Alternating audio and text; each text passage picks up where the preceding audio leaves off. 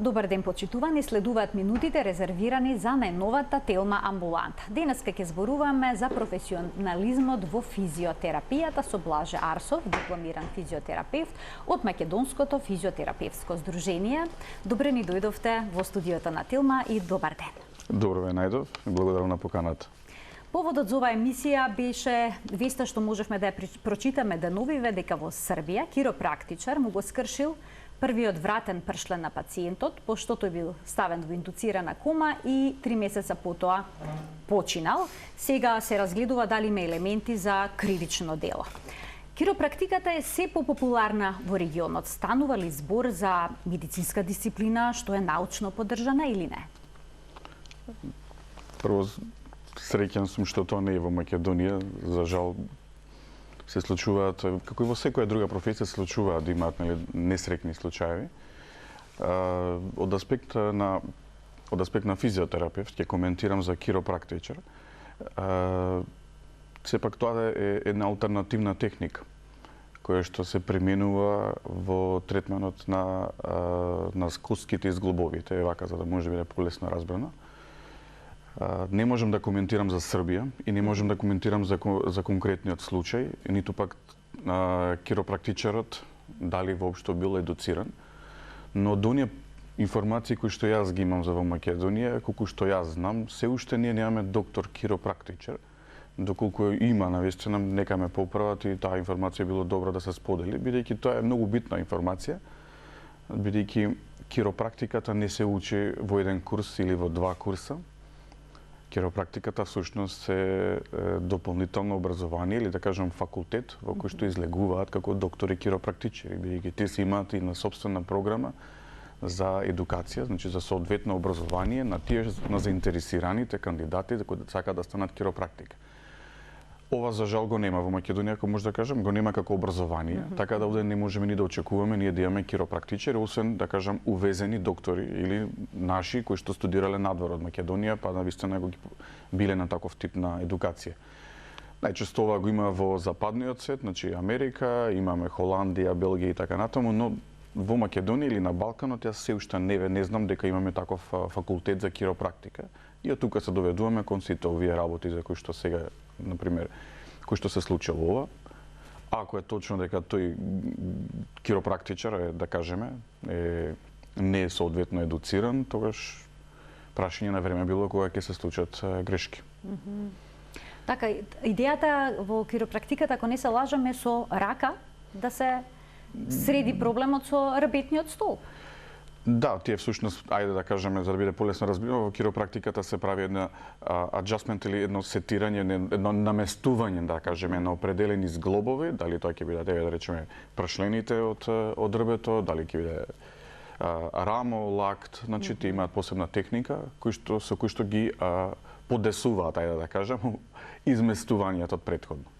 Кој што уште еднаш ќе напоменам, додека тоа го работи, доколку тоа го работи некој кој што има завршено соодветно високо образование доктор за киропрактика, тоа и не е проблем.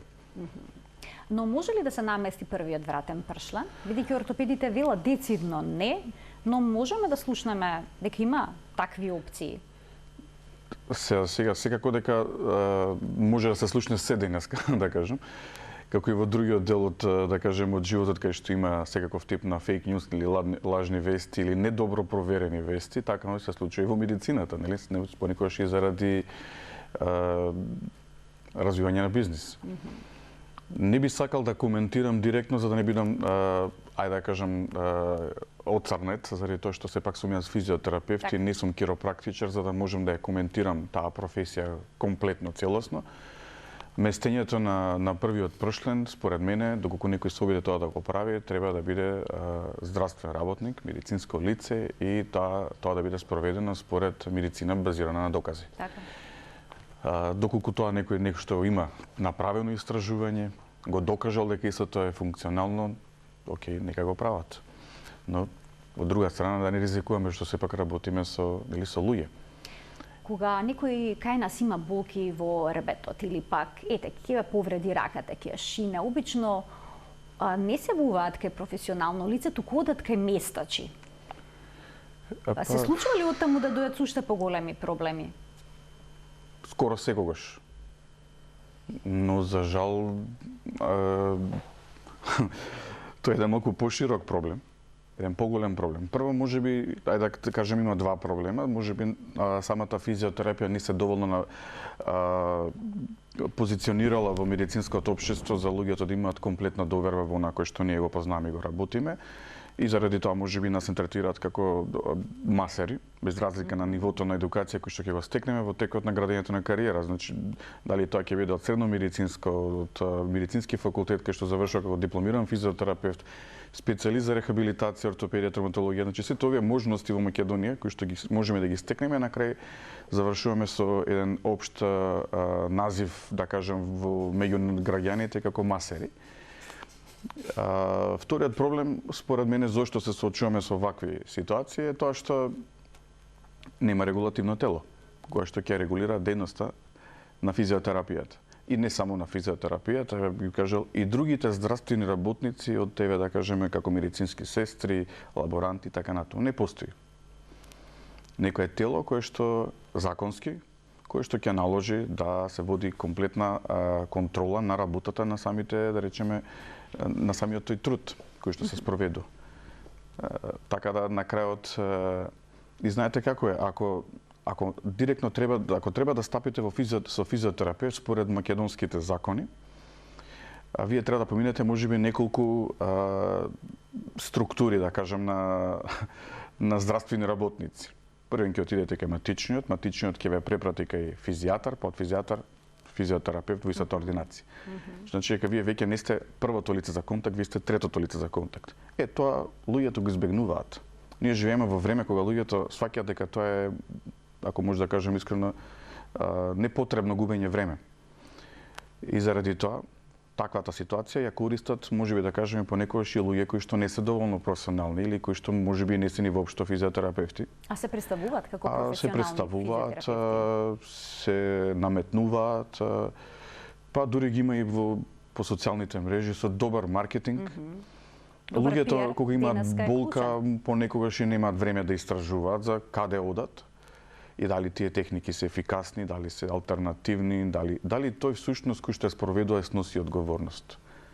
Така да, кој ќе видиме на крај, всушност многу фактори влијаат зошто луѓето одат на местачи и кај нас така останало дамна првен ќе оди кај некоја баба да види дали стварно е за доктор, па после и имаме такви случаи, сите многу добро знаат, во Струмечкиот регион постои една баба, мислам дека се вика Шинка, можеби од таму доаѓа името нејзино од шината, кој што први нудат да се диагностицираат кај незе, па после одат кај докторите во Струмица. И тоа не е единствен случај, мислам, тоа скоро секој од Струмица веќе као прва помош доаѓа. Има понекое такво лице. Немам ништо против овие луѓе, сакам да кажам, но на крајот мора да постои регулаторно тело во државата кое што ќе контролира работата.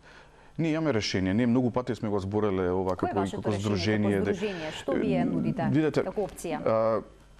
Ние во Македонија немаме право на самостојна физиотерапевтска дејност, мораме да работиме под контрола на доктори, физијатри во ситуацијата.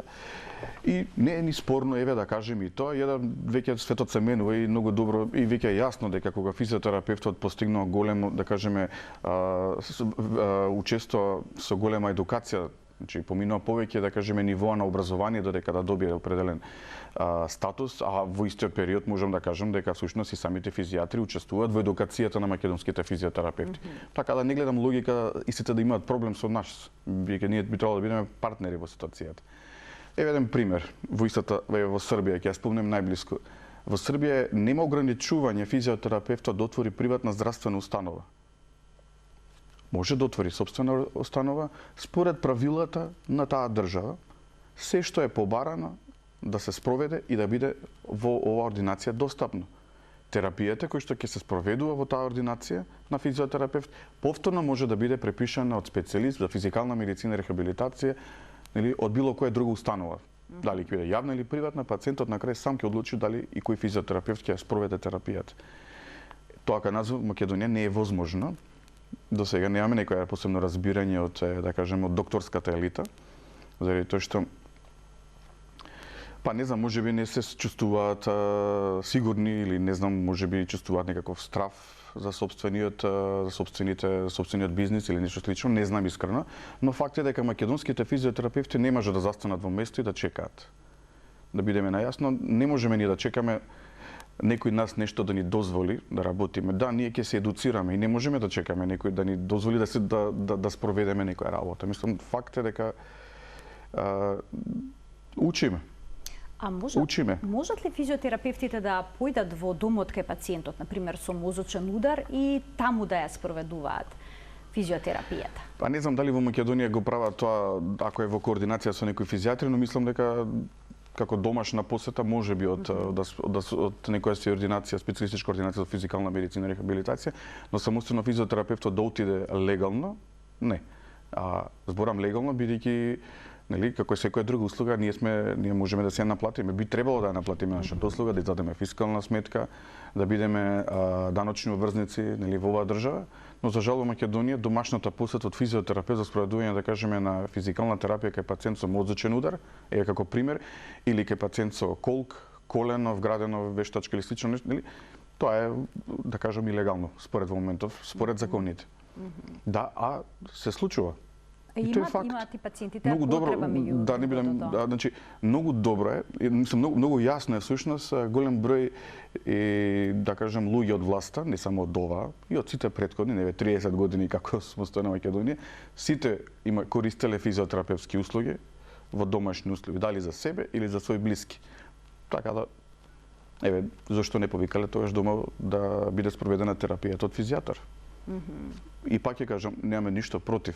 Така, јасно. Тоа се луѓе, специјалисти за физикална медицина и рехабилитација, кои што имаат големо познавање и кои што треба да допринесат во конкретна соодветна диагностика за определени случаи, но не би требало ние да бидеме ограничени во нашата работа. Они имаат можност да работат и по инвазивни техники, бидејќи се специјалисти, нели? Ние ќе ги работиме неинвазивните техники за кои што сме ги учели. Кои се тие неинвазивни техники, бидејќи споменавте ве доживуваат како масери повеќето? Што е тоа точно? Видете, значи, ајде, физиотерапевтите всушност се здравствени работници кои што се грижат за мобилноста, да кажем, на пациентот и закрепнувањето во постоперативниот период или не мора да е само постоперативен, во различни други или невролошки состојби. Јас сум во една друга емисија овде мислам кажав дека физиотерапијата ги услужува пациентите од урологија до геријатрија. Значи, дали е педиатрија, урологија, гинекологија, во секоја област физиотерапевтот со собствените техники може да учествува. Дали тоа ќе бидат, да кажеме, во примена на електротерапија, постојат еден куп различни, да кажем, третмани од електротерапија. Дали тоа ќе бидат мануелни третмани за кои што сме едуцирани да ги спроведеме. Дали тоа ќе биде кинезитерапевски третман во кој што се спроведуваат соодветен тип на вежби, ние можеме да ги обслужиме овие луѓе и за жал не остануваме недоволно искористени. А во меѓувреме имаме пациенти кои што заостануваат со собствената рехабилитација во домашни услови, наместо да напредуваат, наместо да бидат работоспособни, ние всушност ги правиме инвалиди. И за тоа треба да се замисли државата. Кога пациентите се одлучуваат за услуга од физиотерапевт, на што треба да внимаваат? Треба ли тој да дипломира физиотерапевт?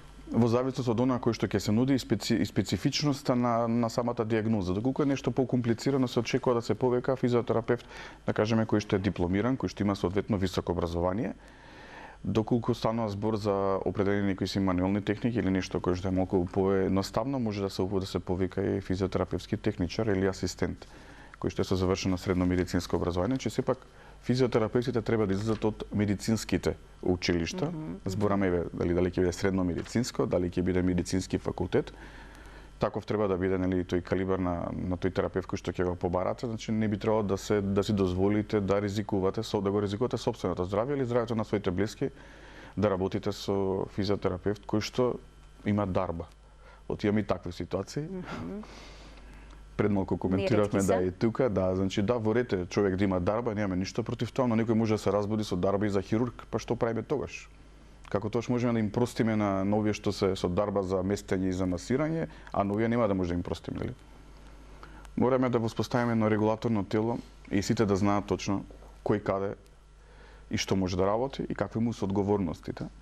Така да во контекст на решенијата на овие проблеми, според мене, како што ви кажав, да се дозволи да се формираат приватно здравствени установи од здравствените работници кои што си имаат соодветно образование, да не бидат ограничени. Со тоа ќе се намали бројот на невработени физиотерапевти или другите, кажам, медицински сестри и другите профили кои што за жал ја напушта државата. Јас себе како председател на здружение можам да ви кажам дека од 2017 до сега не знам, можеби над 100 документи имаме издадено во кои што се бара да потврдиме, всушност реално да потврдиме дека нели колегата има завршено медицинско образование, дека е дипломиран физиотерапевт, дека посетувал дополнителна едукација и тој документ го користи за да може да поднесе документи, да кажеме во странство, да му се признае дипломата и со тоа да се вработи таму.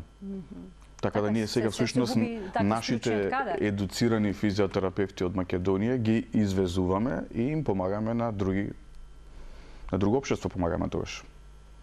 Колку членови физиотерапевти има Македонското здружение на физиотерапевти? Ние сега ќе зборам како во два периода, бидејќи ова со пандемијата малку ги зашемети работиве, да кажам. До 2020, до почетокот на пандемијата, имавме некаде околу 390 и така прилика. Во моментот сме на половината всушност со тоа, зашто во меѓувреме, искрено кажано, доста и наши членови се иселија. Сега, за жал, да. И многу чувствуваат, како да кажам, чувствуваат дека ние треба ние не можеме со сила да направиме државата да не препознае. Ние мораме со труд и со едукација државата да не препознае и нормално поддршка од другите здравствени работници. Тука ќе ги вклучиме гледачите со нивни прашања. Телефонскиот број е 02-3076-677. Споменавте дека голем дел од физиотерапевтите кои што имаат дипломирано, потоа одат на дообразование. Што обично можете да стекнете како искуствено до образование? Еве, например, овдека видов дека има кинезитерапија, за тоа е потребно нешто дополнително или не? Кинезитерапијата е дел од предметите кои што се учат како во програмата за физиотерапевт. На Балканот се појавија повеќе називи, да кажем, за нашата професија, така да во Бугарија може да сретнете рехабилитатор кој што е физиотерапевт и кинезитерапевт кој што го дели истиот назив. Така да а зборот кинезитерапија всушност доаѓа и од старогрчки, кој што се кажува дека стана збор за движење, лекување со движење, всушност кинезитерапија.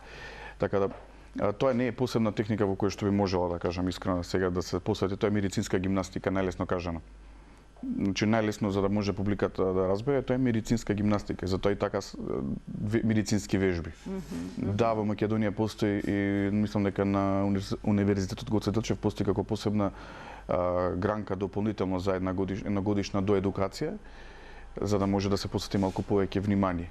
Но како официјални во моментов имаме на 2 и на 3 универзитета има дополнителни програми за доедукација во определени области на рехабилитација, од невролошка, ортопедска, травматолошка,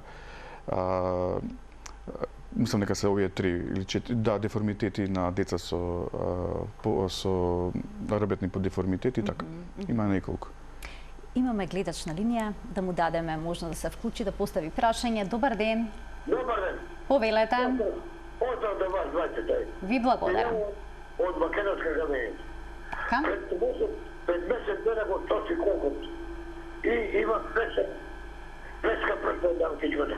И чека сам ме погледа.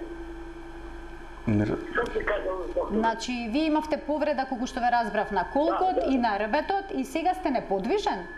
Неподвижен. Да, неподвижен сте. Ве интересира што може да се направи, да немате некој подпрашање? Блаже? Не, соодветно да се направи соодветен преглед. Ви благодарам за вклучувањето во програма, повелете. Сега да се направи соодветен преглед, да се види состојбата, функционалниот статус, да кажеме, на пациентот, да се направи можеби рентгенски снимање, па да се види што понатаму. Зависно од повредата? Видете, да, во зависност од повредата. Луѓето очекуваат секој пат кога ќе ни кажат каде ги боли, ние веднаш магично да го решиме проблемот. Во секоја професија постои проценка на состојбата. И затоа е важно да се напомене дека пациентот не можеме по телефон да го излекуваме нормално и да му дадам соодветна насока што да направи, не знам, викнете физиотерапевт. Нека се направи соодветно испитување на состојбата, нека се види, може да го види ортопед, може да го види невролог, може да го види специјалист по физикална медицина, нека се направат рентген испитување, да се види моменталниот статус и врз основа на тоа ќе се направи план за рехабилитација. Така, со целокупна документација е потребно пациентите да ние дојдат за тоа сме медицински лица. Не сме алтернативна медицина, Така. па да имам дарба да да процените во моментот. нели? Можам да направам проценка функционален статус врз основа на некаков тип на одење, моментална состојба, луѓе колеги кои што работат на интензивна нега може да искористат целиот тој мониторинг и да знаат го знаат моменталниот статус на пациентот. Но сепак нели користиме медицински методи и техники за правење на соодветна физиотерапевска проценка.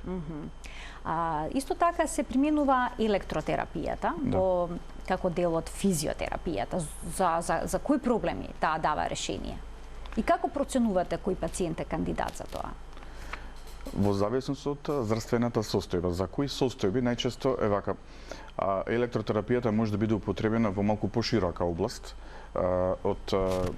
од урогинеколошки состојби до невролошки, или пак можеме да ги употребуваме и во превенција, кога сакаме да зајакнеме определена мускулатура. И во зависност од типот на електротерапија, бидејќи постојат неколку типови на определени струи, ако може така да ги кажам, кои што се употребуваат. Може тоа да биде диединамик, може да биде тоа интерферентни струи, може да биде конкретно електростимулација, функционална магнетна стимулација, магнетна терапија, неколку, да кажем, како подтипови на самата електротерапија, врз основа на состојбата и она кој што сакаме го целиме, бидејќи секој тип на електротерапија си има своји специфичности и не секоја може да се употреби за секоја заболување. Да кажеме дека станува збор за пациент кој што има периферна, пареза, невер спуштено стопало, може да се употреби функционална електростимулација или функционална магнетна стимулација, каде што би го стимулирале конкретно тој нерв, за да можеме да го тренираме или да ја вратиме мускулатурата, да може да се направи, да се врати движењето кој што не достига во моментов. Тоа е кога сакаме да речеме да стимулираме нешто друго. Например, кога имаме вграден имплантиран метал при определена, да речеме, протеза, дали е тотална ендопротеза на колен на кол, тогаш може да се употребуваат само интерферентни струи, бидејќи сите други делуваат на металот, интерферентните струи немаат такво дејство врз металот. Така да, во зависност од состојбата, некои од струите се употребуваат, да речеме, во третман на сами едеми, кога има за да може да се подобри периферната, внатрешната циркулација на тоа локално каде што е, да речеме, повредата. Некои се употребуваат за третман на болка, како што е, да речеме, TENS терапијата, транскутна електронервна стимулација, кој што, накратко објаснато, има за цел да го прекине патот на болката. Успешно е тоа? Да, и таа терапија се употребува, таа е со години, тоа не е нешто ново. Да. Имам уште еден гледач, да му дадеме предност. Добар ден. Добар ден. Повелете. Добар ден. Ајде ќе ви молам прашање до гостиноца. Секако. Имам дискус хермија диагноза. Тоа значи ишес. Сега, од 25 мај ми е тоа до ден денес имам болки.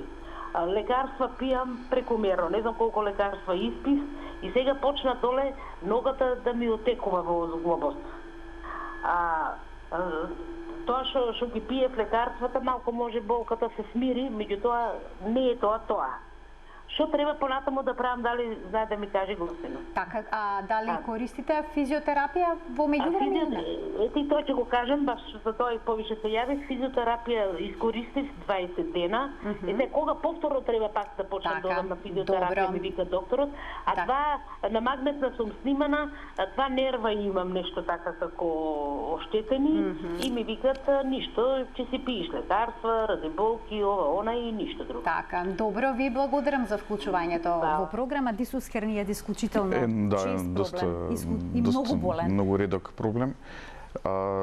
Без разлика сега што поминала програмот од 20, да кажем, претпоставам дека била на пациентката била на електротерапија, претпоставувам, не знам. од физиотерапија, според мене треба да продолжи во консултација со физиотерапевт. Има определени техники и најчесто можам да кажам и тоа се определени вежби кои што пациентот треба да ги спроведува. Најчесто нашиот народ очекува да не биде активно вклучен. Може би се менуваат малку тековите сега во последно време, но пациентите мораат да вежбаат. И дома? Да, задолжително. Тие треба да добијат соодветен програм според кој што ќе спроведуваат определени вежби, бидејќи треба да бидеме одговорни кон сопственото здравје. Физиотерапевтите, не знам точно ниту каде било и ништо, не е ни битно, спровеле програмата за кој што е за обезбелување, претпоставувам, со електротерапија. Фармаколошката терапија продолжила, очигледно нема доволно добар ефект. И пациентот треба да продолжи. Без разлика што завршиле тие 20 или 15 дена, не значи дека пациентот мора да прима само електротерапија, може да прима и друг тип на терапија, како што се рековме кинезитерапијата, соодветни вежби, и да се даде малку инструкции во животниот стил. Што тоа значи? Па не можеме да имаме body mass index над 30 да бидеме и комплетно функционални. Значи, ако имаме телесна тежина која што ја надминува нашата, која што е предвидена да имаме според висината, нели? Значи, се има соодветни мерки како body mass index, значи индекс на телесна тежина, на телесна маса, се извинувам.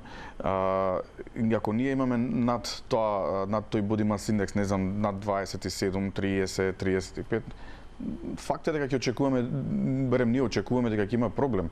Дали тоа ќе бидат со дискус херни, лумбосакрален синдром кој што ќе се појавува, дали тоа ќе бидат болки во колковите, болките во колената. Таа тежина прави проблем. Тоа значи направилно насока кон соодветен животен стил. Редовната физичка активност, редовните со правилни вежби со помош на физиотерапевт и вистинска исхрана. Ние може да одиме и 5 пати на физикална терапија, но ако имаме повеќе од нашата телесна тежина и не се реши тој проблем, се перзистира апсолутно да. И тогаш не сме ние, зашто најчесто тоа е прашањето кој што се соочувам, а бев на физикална терапија, но ништо не ми помогна. А сликата која ќе видиш на пациентот е многу јасна. Мора да се има и лична одговорност. Не може некој друг да биде посочен само за да биде виновен. И не е во ред. Така. Уште еден гледач ке вклучиме. Добар ден. Добар ден. Еве уште една можност за гледачот да постави прашање во денешната телна амбуланта. Добар ден за него. Не успеа да се вклучи, во ред, нека се јави подоцна и верувам дека тогаш ќе биде успешно вклучувањето. Колку минути на ден препорачувате физичка активност кај лицата кои што имаат проблем со ребетот? Тие што имаат проблем со ребетот, тогаш тоа би било можеби и секојдневна активност. И би рекол, најдобро е тоа да се прави во утринските часови, веднаш можеби после будењето, да се прават соодветни истегнувања, стречинг, вака да кажем малку популарно да ме разбере и помладата популација, истегнување на ребетот, истегнување на зглобовите. Тоа не се сложени. Кога збориме за ребетот, збориме значи од атласот, од првиот ребет до комплетно до сакралните ребети. Некој дел од вежбите или дел од истегнувањата може да бидат направени уште додека сме во самиот кревет. Може исто така веднаш по станувањето од креветот може да се направат истегнување на определени сегменти од ребетот. И во седечка позиција, исто така може да се направи во стоечка позиција. Овие работи треба да бидат секојдневие, да кажеме за пациенти или да речеме граѓани кои што имаат можеби некаков седечки тип на работа. Најчесто тоа се програмерите, администрација. Факт е дека сите имаме седечки начин на живот. Определени професии се физички активни во текот на целиот ден. Можеби тогаш повеќе има, да кажеме, некои физички работи, ајде како да ги крстам, да не бидам погрешно разбран, луѓето кои што дигаат тешко може да имаат поголем проблем, исто така да имаат проблем со дискус хернија, а без разлика во исто време да бидат комплетно активни, бидејќи цел ден се во движење. Но истиот проблем може да се соочи и некој кој што не дига ништо тешко, но е шофер, возач на да речеме на камион, и кој што комплетниот работен ден и животот му се врзани на тоа седиште. Понекогаш и по 12 часа. Така да, треба да бидат малку посвесни за својата состојба, за да може да си помогне, зашто не можеме да изработиме се одеднаш во една година. Уште еден гледач ке вклучиме. Добар ден. Добар ден.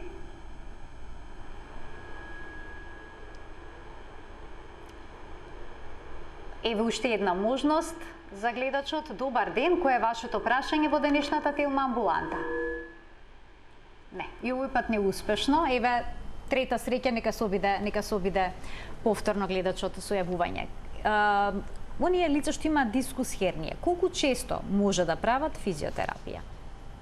Потребно ли да има одредено растојание? Застапено? Искрено, неколку месеци, недели? Јас би рекол тоа би било еден програм во нивниот животен стил. Ако зборуваме за физиотерапија, не мора да не бидам физиотерапијата не значи само електротерапија. Да се разбереме. Тука во физиотерапијата, бијќи ние како физиотерапевти се едуцираме за поголем број на техники, како што ги напоменавте, од електрокинезитерапија, мануелните техники. Така да тој програм на работа на рехабилитација кај пациентите со дискус хернија можеби да биде и продолжителен. За жал кај нас, како што кажав, пациентите имаат можеби право, не знам, сега не сум баш сигурен, по 20 на дена да одат на физикална терапија преку фонд за здравство. Па можеби тука се врзува и она пресекувањето, да кажеме, колку дена ќе трае самата, да речеме, физикална терапија. Во реалноста не е така, заради тоа што ако завршат бројот на третмани кои што се знаеме, да речеме, електротерапија, некои си до 15 или до 20 третмани, но не мора да завршат и вежбите. Вежбите си одат со пациентот кој ќе напуштат ординацијата. Секој пат јас стоим го напоминам. Вежбите не ги зимам кај мене. Вежбите ги работиме можеби 5, 10, 15 дена и се очекува пациентот тие вежби да ги практикува во наредниот период. Заради тоа што, како што кажав, мора да има лична одговорност кон сопственото здравје.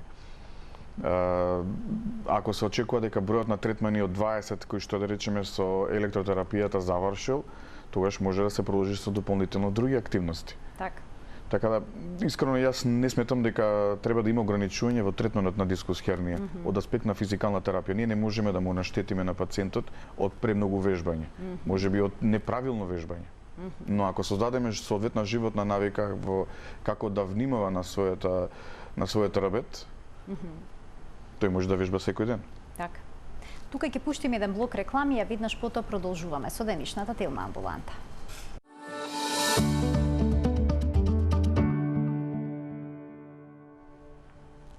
Со Блаже Арсов, дипломиран физиотерапевт, председател на Македонското физиотерапевско здружение, разговараме за професионализмот во физиотерапијата. Блаже, оние кои што имаат од детството проблем со рабетниот столб, како што е сколиоза, кифоза, можат ли нешто да направат во повозрастните години, за да си улеснат доколку имаат болки во грбот? Да, значи, да кажам, наследените проблеми од детството може да предизвикаат малку поголеми проблеми во текот на животот. Во овој третман најчесто може да се користат корективната гимнастика или корективните вежби, да кажам, кои што даваат наистина голем резултат, но пациентот мора да биде комплетно посветен на третманот и да учествува, буквално активно да учествува во целиот тој процес.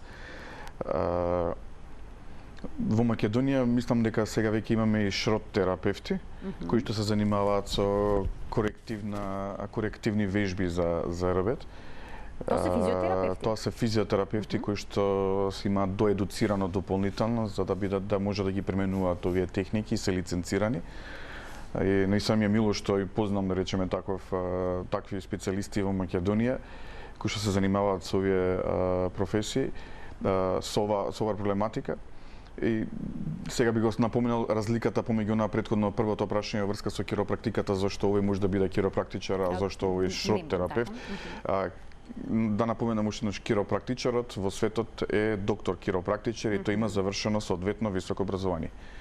Шрот терапевтите во светот е техника која што е како корективна техника за самите рабети, тоа не значи местење како што прават, да речеме, киропрактичарите. Туку станува збор за соодветни корективни вежби и позиции во кои што се третира рабетот. и физиотерапевти може да учествуваат за физиотерапевти, дипломирани физиотерапевти, значи физиотерапевти со високо образование да учествуваат на ваков тип на едукации.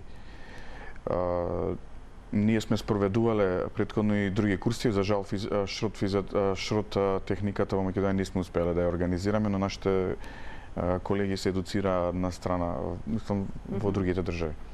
А каква е состојбата со физиотерапевтите низ градовите во Македонија? Дали секаде има таква услуга? Во секој град во Македонија има физиотерапевт, да се разбераме. Бидејќи вие направивте една мапа. Да, значи на физиотерапевти. Сега доживеа да кажам еден поголем бум на оваа мапа. Тоа е една моја лична идеја која што уште од моментот кога завршив со факултетот. Полека е реализирам и веќе е реализирана и може да се провери. Тоа е physiotherapeuti.mk, една веб страница која што всушност е мапа на физиотерапевти на Македонија. И всушност секој физиотерапевт може да се представи со своите техники кои што ги спроведува или за кои што е едуциран и воедно да може и да прикаже соодветно образование на тоа што го практикува. Во контекст на целата ова приказа, нели, со сето тој професионализам, ние мораме да разбереме дека луѓето сакаат да знаат и мора да знаат и треба да знаат со кого си имаат работа. И затоа и всушност ја создадовме, да кажеме, оваа мапа за да можат пациентите или клиентите што се во домашни услови, кои што имаат потреба да можат лесно да пристапат, да си лоцираат физиотерапевт по сопствените градови и да го повикаат најблиско тој кој што е. Не е фер само во Скопје да има физиотерапевти, нели само во Скопје да се нудат услугите, туку насекаде во Македонија, а со ова им помагаме и ние како здружение на сите наши колеги да се промовираат, да дојдат да се самовработат, ако може така да кажам. И пациентите да најдат и соодветно решение за својот проблем. Значи fizioterapeuti.mk, како не се лажам споменавте? Fizioterapeuti.mk. Таму може да ги најдат овие податоци што ги споменавте. Еве и повик за членство, оние кои што се физиотерапевти може да се вклучат во вашето здружение. Колегите кои што имаат завршено високо образование, слободно нека не контактираат на mfz.mk, на нашите социјални на линковите од социјалните мрежи слободно, за да може да стапиме во контакт, да бидат дел од членството и да напредуваме додиме напред. И емисијата ќе завршиме со советите кои што можеме да ги погледнеме, еве како да го држиме мобилниот телефон, како правилно да подигнеме пред компјутер, да, како да подигаме тежина, да. Ајде еве да искоментираме првата слика. Значи сите држиме мобилен во рака. Не треба да ја наведнуваме главата. Да, еден од најголемите проблеми за болки во рамениот појас, соодветното функционирање или користење на телефон. Потоа следно како тежина, правилното подиграње на тежина, кој што е многу важен елемент за луѓе кои што секојдневно се соочуваат со овие клекнати да го подигнеме товарот. Соодветно клекнати, да, за да може правилно да биде тоа. Подигаме како што можеме да го видиме првиот. Најчесто не мислиме на тоа. Воопшто не мислиме. За жал. И ова е последно имаме соодветно држење на телото додека седиме пред компјутер. Исто така најголемиот дел од проблемите, најголемиот дел од да кажем пациентите се на помлада популација со кои што се соочуваат со ваков тип на проблеми заради неправилно. Треба некое специјално столче да си обезбедиме или искрено јас би препорачал само физиотопка. Само физиотопка? Само физиотопка. Што се постигнува со физиотопка? Без да се забележи всушност, без пациентот да биде свесен, се прават движења во кои што се развижува паравертебралната мускулатура, комплетно целото тело, бидејќи во исто време мора и да балансираме, за да функционираме, нели додека седиме на топка, а активностите да се следат. Тоа што ни е работна задача да ја завршиме. Што значи дека нема да бидеме вкочанети, заради тоа што по некаков начин сме ние активни додека седиме на топката. Значи тоа е корисно таква промена да направиме, наместо столче да земеме топка. Да. Требаше да седнеме тука промена, за да ги мотивираме, луѓето да провериме дали ќе можеме една емисија да изводиме на таков начин. Може, да, апсолутно, знаете, може, лесно. Кога ќе се навикне човек, може би првиот работен ден, да, ама подоцна веќе може да се влезе во една добра функционалност. Јас ви благодарам за вашето денешно гостување во Телно амбуланта. Ви благодарам и на вас. Почитувани, тука ја закружуваме денешната емисија. Ви благодарам на вниманието со кое што не следевте. Имајте пријатен ден.